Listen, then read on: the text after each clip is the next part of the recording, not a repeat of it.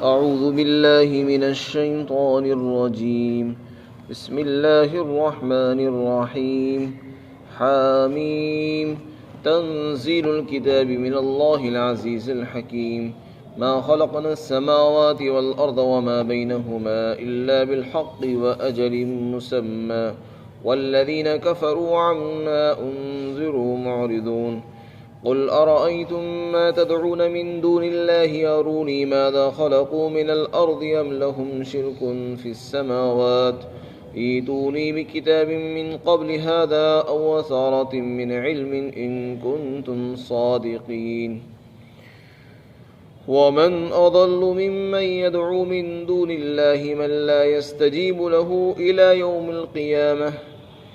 يوم القيامة وهم عن دعائهم غافلون وإذا حشر الناس كانوا لهم أعداء وكانوا بعبادتهم كافرين.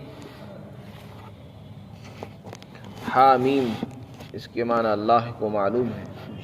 یہ کتاب اس اللہ کی طرف سے اتاری جا رہی ہے جو زبردست ہے اور حکمتوں کا مالک ہے. اور ہم نے آسمانوں اور زمین کو اور جو کچھ ان دونوں کے بیچ میں ہے ان تمام چیز کو پیدا نہیں کیا مگر حکمت کے ساتھ اور ایک متعین مدت کے لیے. اور جو لوگ کافر ہیں وہ اس چیز سے منہ پھیرے ہوئے ہیں جس چیز سے ان کو خبردار کیا جاتا ہے، ڈرایا جاتا ہے، یعنی عذاب.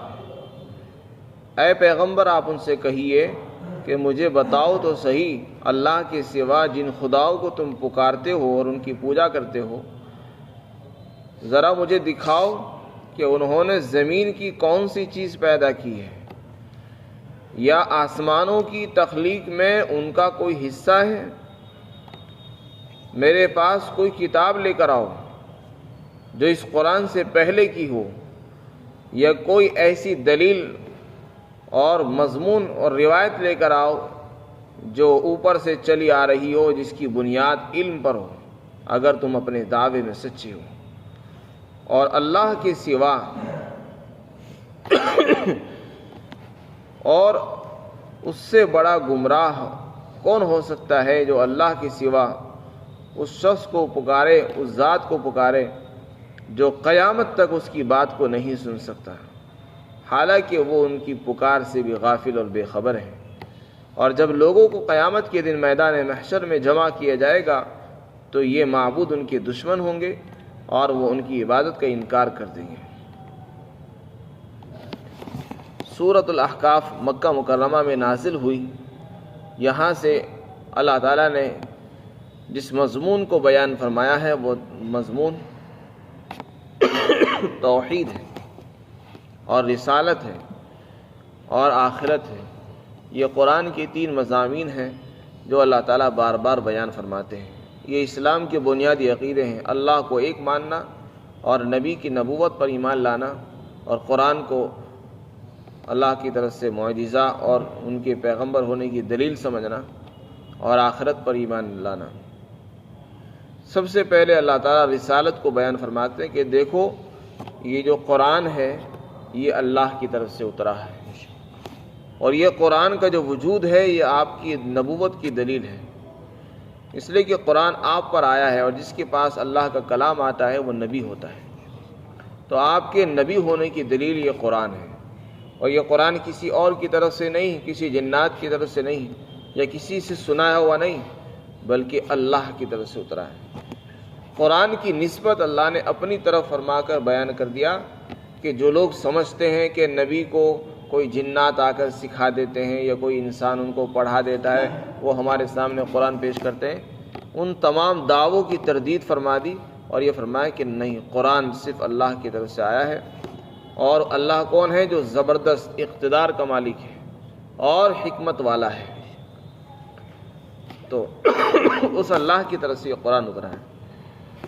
اس کے بعد اللہ تعالیٰ نے فرمایا، توحید کو بیان کرتے ہوئے فرمایا کہ دیکھو آسمان اور زمین اور جو کچھ ان کے بیچ میں ہے، جس میں پہاڑ بھی آتے ہیں، انسان بھی آتے ہیں اور ساری مخلوقات آتی ہیں، چرند پرند سب آتے ہیں. دریا بھی آتے ہیں، سمندر بھی آتے ہیں۔ فرمایا یہ سب اور ان کے بیچ کی ساری چیزیں ہم نے حکمت کے ساتھ ایک مقصد کے لیے بنائی ہیں اور ایک متعین وقت کے لیے پیدا فرمائی ہے۔ ہر چیز کا ایک وقت ہے، ہر چیز کا ایک مقصد ہے۔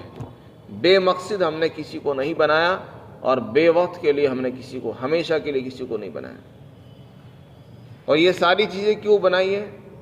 یہ ساری چیزیں ہم نے اپنی خدائی کا تعارف کرانے کے لیے دلیل کے طور پر، نشانی کے طور پر بنائی ہیں کہ اگر کوئی آدمی اللہ کو پہچاننا چاہتا ہے تو ان مخلوقات میں دیکھے، غور کرے اور اپنے خالق کو اور ان کے بنانے والے کو پہچان لے۔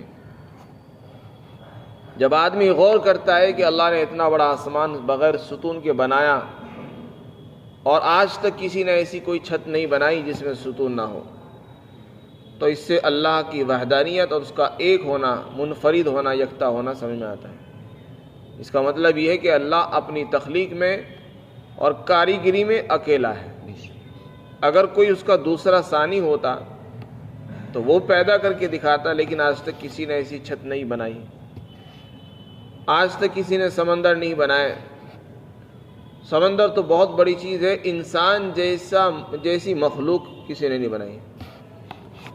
کوئی مخلوق زمین کا کوئی حصہ پیدا نہیں کیا۔ تو یہ ساری چیزیں اللہ کی وحدانیت کو بیان کر رہی ہیں۔ اس کے بعد فرمایا یہ سب چیزیں ایک وقت کے لیے ہیں، ہمیشہ کے لیے نہیں ہیں۔ اس میں بتا دیا کہ یہ سب فنا ہونے والا ہے، جیسے یہ اتنی بڑی بڑی مخلوق ختم ہو جائے گی، تم بھی ختم ہو جاؤ گے۔ کسی کو دوام نہیں، کسی کو بقا نہیں ہے، اللہ کی ذات باقی رہے گی۔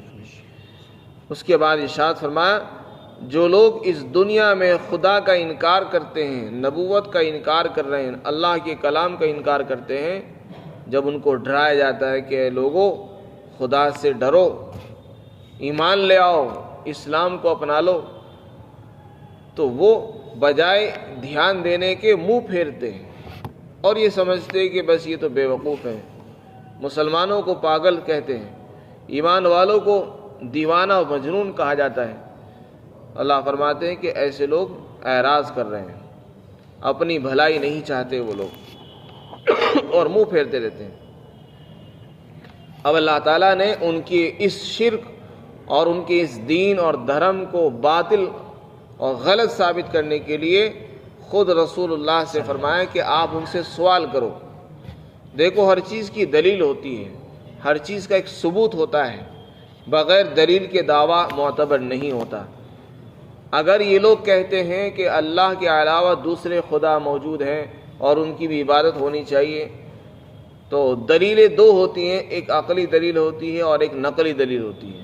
عقلی کا مطلب یعنی عقل سے کوئی بات ثابت کی جائے، اور نقلی کا مطلب جو اوپر سے منقول ہوتی چلی آ رہی ہو۔ تو اللہ تعالیٰ فرماتے ہیں کہ آپ ان سے پوچھو جو شرک پر اڑے ہوئے ہیں، اللہ کی ذات میں شرک کرتے ہیں اور اس کی خدائی میں دوسرے خداؤں کو مانتے ہیں، جو اللہ کو چھوڑ کر دوسرے خدا بنا رہے ہیں، ان سے یہ پوچھو کہ بتاؤ ان خداؤں نے کچھ بنایا آج تک؟ انہوں نے آج تک ایک مکھی بھی نہیں بنائی ہے۔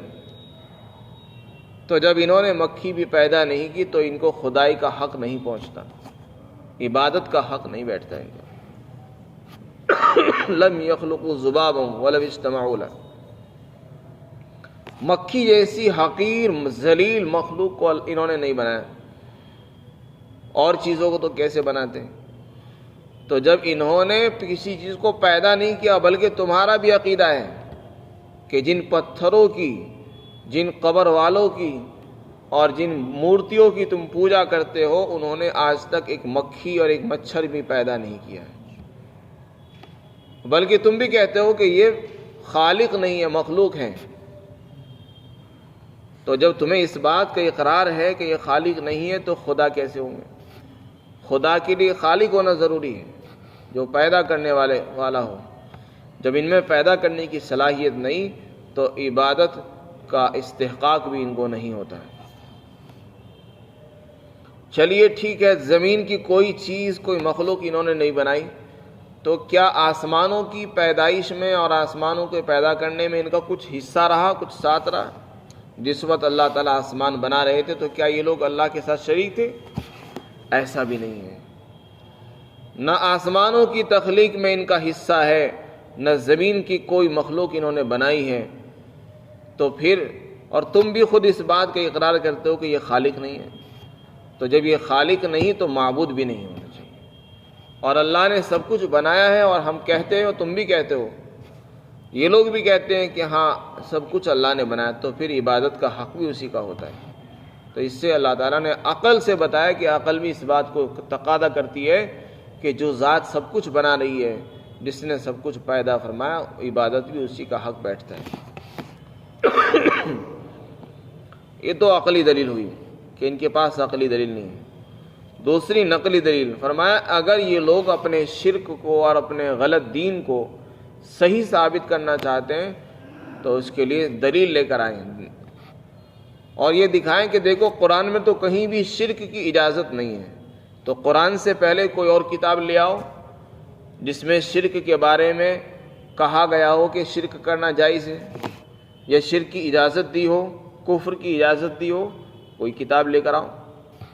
یا تمہارے پاس کوئی آسمانی کتاب موجود نہیں ہے تو کم از کم کسی نبی کا، کسی ولی اور کسی بڑے آدمی کا کوئی قول اور مقولہ، کوئی مضمون ہو جو اوپر سے چلا آ رہا ہو اور جس کی سند بھی مضبوط ہو، علم کی بنیاد پر ہو، کوئی قول نقل کر دو۔ یا تو کتاب لے آؤ یا کسی کا قول، معتبر قول، مستند قول پیش کر کے دکھا دو۔ ظاہر ہے کہ آسمانی کسی کتاب کے اندر اللہ نے شرک کی اجازت نہیں دی، اور نہ ہی کسی بزرگ اور کسی نبی کا قول ہے، نہ کسی کی روایت ہے جو یہ بتاتی ہو کہ شرک کی اجازت ہے۔ تو جب تمہارے پاس عقلی دلیل بھی نہیں، نہ نقلی دلیل ہے، تو یہ اس بات کا کھلا ثبوت ہے کہ تمہارا دین بے سند ہے، بے بنیاد ہے، باطل ہے، اور اسلام سچا مذہب ہے، اور توحید ہی اصل دین ہے، اور اسی پر انسان کو اپنا اختیار کرنا چاہیے۔ اس کے بعد فرمایا کہ یہ لوگ جن پتھروں کی پوجا کرتے ہیں، تعجب ہے ان لوگوں پر، اس سے بڑا گمراہ کون ہوگا جو ایک پتھر کو، جس کو اس نے خود بنایا، اپنے ہاتھوں سے تراشا، اپنے ہاتھوں سے اس کی شکل بنائی، اسی کو خدا بنا رہا ہے۔ اس سے بڑا گمراہ کون ہوگا جو ایسے کو خدا بنایا ہوا ہے، جو قیامت تک اس کی پکار نہیں سن سکتا، جو اس کی مراد پوری نہیں کر سکتا۔ وہ کہہ رہا ہے، وہ دعا کر رہا ہے، وہ اس سے مانگ رہا ہے، وہ اس کی سننے کو تیار نہیں، کیونکہ اس میں سننے کی صلاحیت ہی نہیں۔ جب سننے کی صلاحیت ہوتی تو تبھی تو سنتا ہے۔ تو اللہ فرماتے ہیں سب سے بڑا گمراہ انسان وہ ہے جو اللہ کو چھوڑ کر ایسے خداؤں کو پوچھتا ہے جو اس کی سننے کی صلاحیت بھی نہیں رکھتے، قیامت تک سن نہیں سکتے، جب سن نہیں سکتے تو پوری بھی نہیں کر سکتے۔ اور یہ سننا تو بہت دور کی بات ہے، انہیں یہ بھی پتہ نہیں کہ یہ ہماری عبادت کر رہے ہیں۔ چنانچہ مشرکین جو دنیا میں پائے جاتے ہیں وہ کئی طرح کے، مفسرین نے لکھا ہے۔ حضرت مفتی تقی عثمانی صاحب فرماتے ہیں کہ جو لوگ دنیا میں شرک کرتے ہیں، دوسروں کی پوجا کرتے ہیں، وہ کئی طرح کے ہیں۔ کچھ لوگ تو ایسے لوگوں کو خدا بنائے ہوئے ہیں جو دنیا سے جا چکے ہیں، جیسے کہ قبر والے ہیں۔ کچھ اللہ والے ہیں جو دنیا سے چلے گئے اور وہ قبروں میں پہنچ گئے تو لوگوں نے قبر والوں کو خدا بنا لیا، ان کے پاس جاتے ہیں اور ان کی عبادت کرتے ہیں، ان کے سامنے سجدہ کرتے ہیں، ان سے منتیں مانگتے۔ تو ایسے خدا چونکہ دنیا سے جا چکے ہیں، ان کی زندگی میں تو ان کی پوجا نہیں ہوئی، اس لیے ان کو خبر نہیں ہوگی۔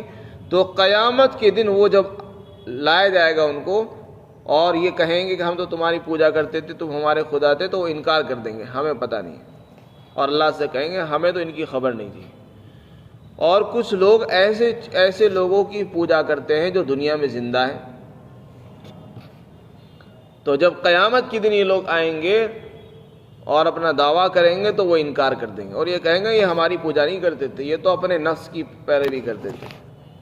اسی طرح جو لوگ پتھروں کی پوجا کرتے ہیں، تو پتھر تو چونکہ بے جان ہے، اللہ تعالیٰ قیامت کے دن ان کو زبان دے گا، وہ بھی انکار کر دیں گے کہ ہماری پوجا نہیں کرتے تھے، کیونکہ ان کو پتہ ہی نہیں تھا، اور اگر پتہ بھی ہو جائے تو زبان حال سے کہیں گے ہماری پوجا نہیں کرتے تھے۔ تو جن خداؤں کو انہوں نے اپنا رب مان رکھا ہے، وہ قیامت کے دن ان سے بیزار ہو جائیں گے برات کا اظہار کر دیں گے اور پھر یہ کہیں کے نہیں رہیں گے، پھر خود کہیں گے کہ ہم نے کیا کیا، یہ تو بڑا دھوکہ ہوا، نقصان ہو گیا۔ اس لیے اللہ تعالیٰ کی طرف سے یہ بڑی رحمت ہے کہ اللہ تعالیٰ انسانوں کو دنیا ہی میں بتا رہا ہے۔ قرآن میں اللہ تعالیٰ نے صاف صاف بتا دیا کہ دیکھو ایسا ایسا ہونے والا ہے۔ اس لیے سمجھدار آدمی وہ ہے جو سمجھ کر چلے، سنبھل کر چلے۔ فرمایا اور وہ ان کی پکار سے بھی غافل ہیں، اور جب لوگوں کو جمع کیا جائے گا تو یہ ان کے دشمن ہوں گے، ان کے خلاف ہو جائیں گے اور یہ کہیں گے تم نے ہماری عبادت کیوں کی اور ان کی عبادت کا انکار کر دیں گے۔ یہ قیامت کا منظر ہوگا۔ غرض یہ کہ مشرکین کے پاس شرک کی کوئی دلیل نہیں ہے، جو مورتیوں کی پوجا کرتے ہیں ان کے پاس مورتیوں کی پوجا کی کوئی دلیل نہیں، کسی آسمانی کتاب میں نہیں، نہ ان کی کتابوں میں ہے نہ ہماری کتابوں میں۔ یہ صرف شیطان کے بتائے ہوئے طریقوں پر چلتے ہیں، نفس کے بتائے ہوئے راستے پر چل رہے ہیں، تو ایسے لوگ خود بھی گمراہ ہیں، دوسروں کو بھی گمراہ کریں گے۔ اس لیے اللہ تعالیٰ نے ہمیں جو کتاب دی ہے، آسمانی کتاب ہے، وہ ہمارے لیے ہدایت کا سامان ہے اور اسی ہمارے لیے غنیمت ہے، اسی پر عمل کرنا چاہیے۔ اللہ تعالیٰ ہمیں عمل کی توفیق نصیب فرمائے۔ صلی اللہ علیہ وسلم۔